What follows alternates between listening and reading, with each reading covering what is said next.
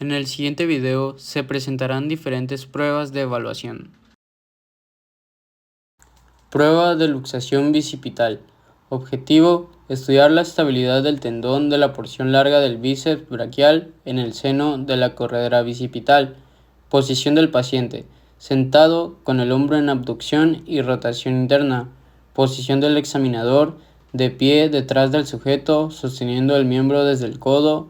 La mano proximal palpa la corredera bicipital con los dedos 2 y 3. Ejecución: se efectúa una rotación externa. La maniobra será repetida cuantas veces sea necesario. Hallazgo positivo: la entrada y salida del tendón ante los movimientos de rotación indican una rotura del ligamento humeral transverso y por tanto una luxación bicipital. Prueba de SPID. Objetivo: solicitar selectivamente la porción larga del bíceps braquial y evidenciar una inflamación de la misma.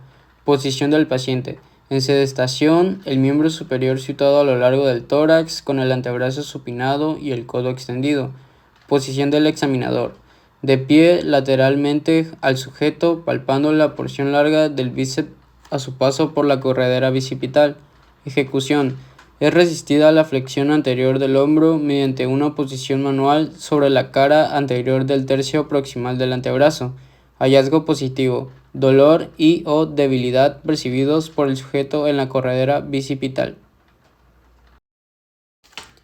Prueba de atrapamiento supraescapular. Objetivo: descubrir el atrapamiento del nervio supraescapular en la escotadura coracoidea. Posición del paciente: en sedestación con el hombro en abducción de 90 grados. Posición del examinador: de pie detrás del sujeto, sosteniendo el miembro al tiempo que percibe el pulso con el dedo 2 y 3.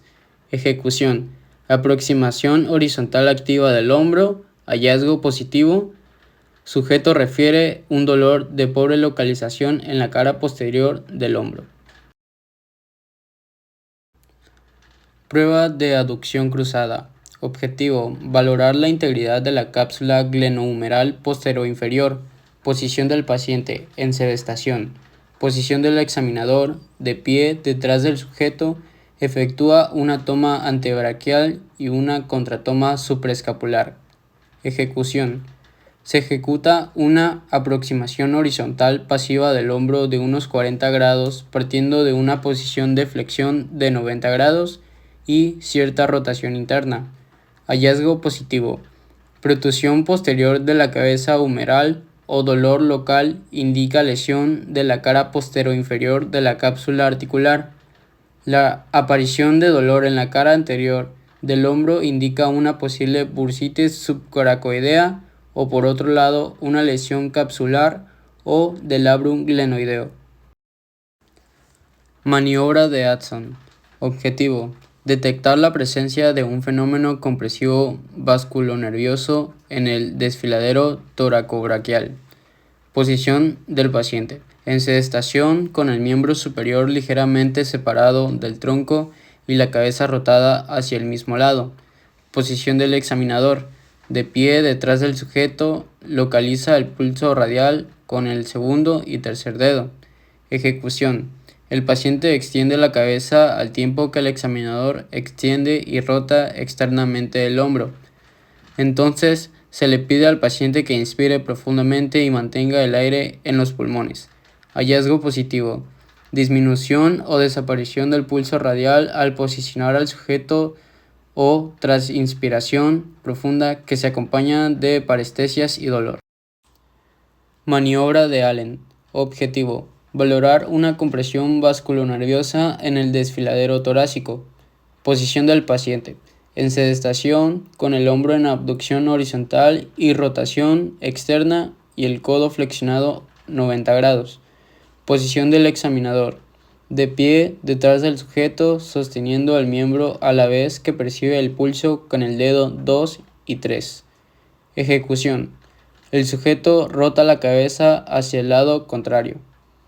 Hallazgo positivo: disminución o pérdida del pulso radial al posicionar al sujeto o tras una inspiración profunda.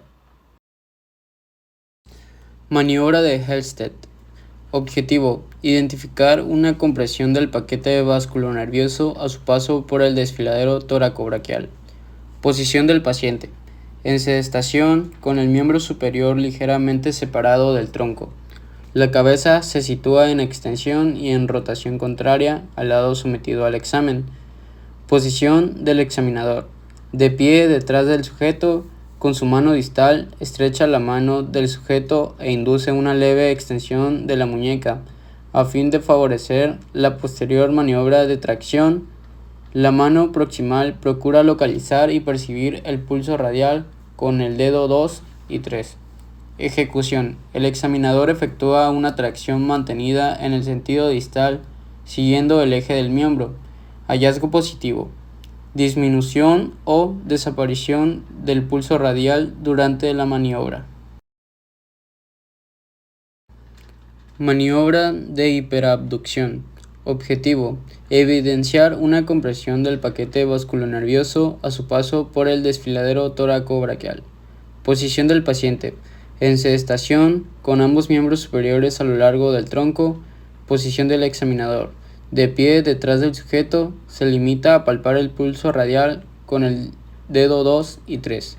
Ejecución: el sujeto efectúa una abducción bilateral activa. Hallazgo positivo: reproducción de los síntomas y disminución o desaparición del pulso radial.